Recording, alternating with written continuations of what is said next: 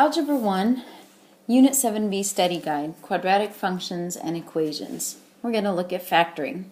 So the first thing is just to review the process of factoring polynomials. This is a step-by-step process. The first thing you want to look at is to factor out any GCFs, greatest common factors. It could be a number and or a variable. Then step 2 is to look at the number of terms in the remaining polynomials. If there are 2 terms, then look for a special binomial factoring pattern, the difference of squares, and factor it according to that pattern. Or if there are 3 terms, look for quadratic factoring, and we'll be using the grouping method that you learned in the notes. So in this part 1 of the video, let's start with problems number 1 and 2. The directions say to factor the polynomials and solve. So I'm going to talk through the process as we solve these. So the first thing I'm looking for is a greatest common factor, and there is not one between these terms. There are 2 terms, so I'm looking for a special factoring pattern. I notice that this is an x that's being squared, and I could think of 100 as 10 that's being squared. So I can factor that as my first term plus my second times my first term minus my second. Now the solving step is we take each of those factors separately and we set them equal to 0. So if I subtract my 10, my first answer is negative 10, and then if I add my 10, my second solution is positive 10. Now on number 2, I first look for a greatest common factor. I know that 3 will divide into both of those terms as well as an x. So when I factor those out, I'm left with a 2x in the first term and a 5 in the second. So now I take these 2 factors and I set them each equal to 0 and solve. So I have 3x equals 0 and 2x plus 5 equals 0. So if I divide both sides by 3, my first solution is x equals 0. My second one, after I subtract 5 and then divide by 2, is x equals negative 5/2. Let's continue with our next 2 problems of factoring and solving. So I'm going to look for a greatest common factor. I notice that a 3 will divide into each of these terms as well as an x. So I'm going to factor out of 3x, and I'm left with x minus 6. Then I take each of those factors and I set them equal to 0 and I solve. So when I divide by 3, my first solution is 0, and when I add 6, my second solution is 6. So this is the factoring step, and that is the solving step. In number 4, I look for a greatest common factor, and I don't see one except for 1, and we don't need to factor that out. I notice there are 3 terms, so I'm going to look for 2 numbers. This is my a and my b and my c. That multiply to give me a times c, which is 7, and combine to give me 8. Well, I think a factor is a 7, and there's just one factor pair, 1 and 7. Now, since my a value is 1, I can go right to my 2 sets of parentheses. So factored, I have x plus 1 times x plus 7. Then I'm going to set those each equal to 0, so my first solution is negative 1, and my second solution is negative 7.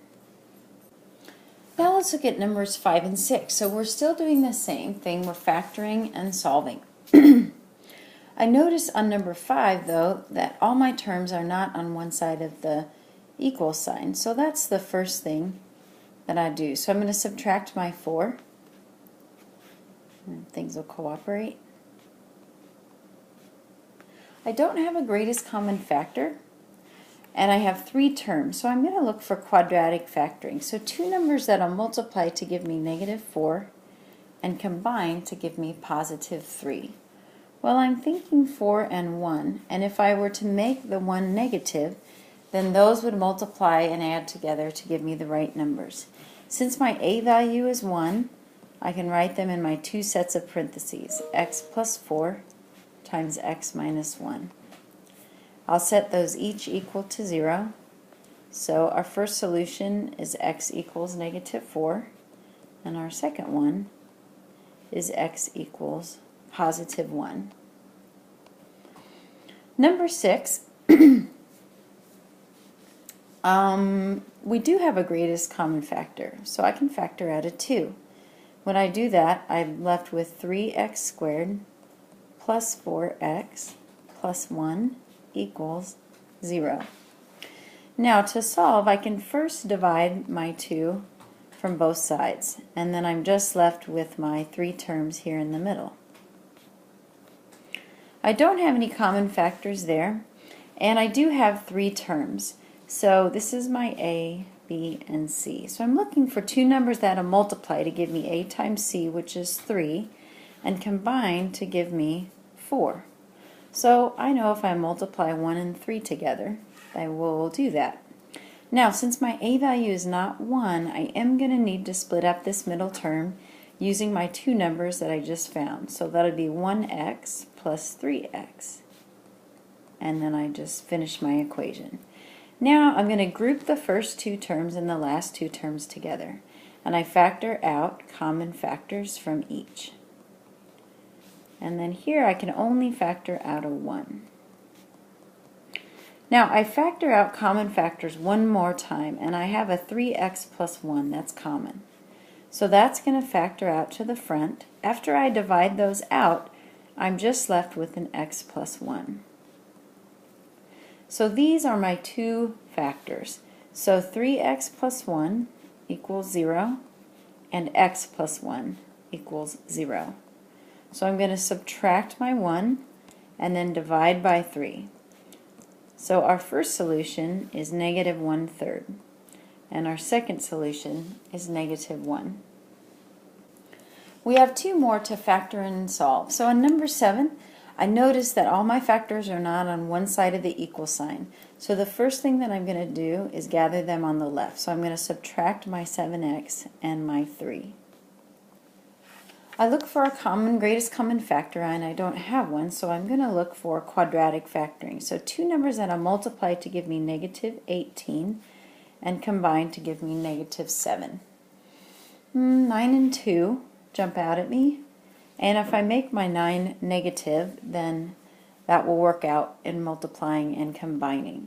So since my A value is 6, not 1, I need to rewrite this middle term using my 2 numbers. So -9x plus 2x, and then finish the equation.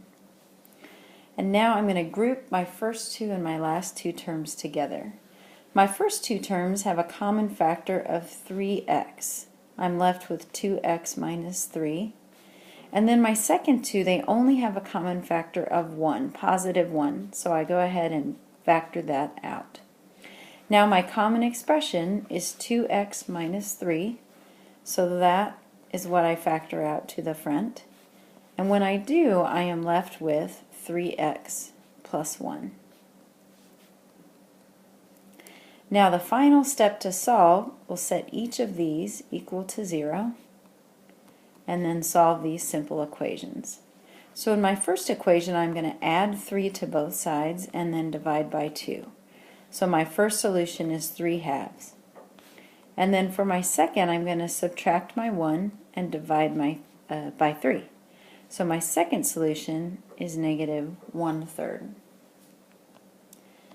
Now number 8, we have a same situation. It's already on one side of the equal sign, but we have 3 terms and no common factor. So let's look for 2 numbers that will multiply to give us A times C, so 12 times 3, which is 36, and combine to give us -13.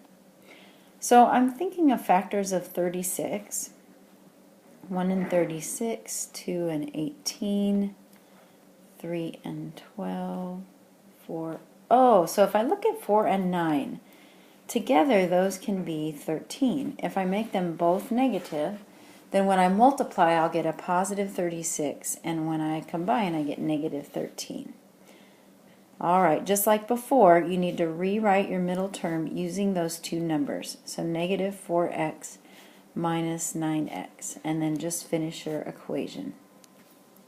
Now you're going to Group the first two and the last two together. A common factor of your first two terms will be 4x, and you'll be left with 3x minus 1. A common factor of your second two terms is negative 3, and you'll be left with 3x minus 1. So now our common term is our expression. So we're going to factor out that 3x minus 1 to the front. And then once we do divide that out, we're left with 4x minus 3. Set those each equal to 0 and solve. So add the 1 and divide by 3. And then add your 3 and divide by 4.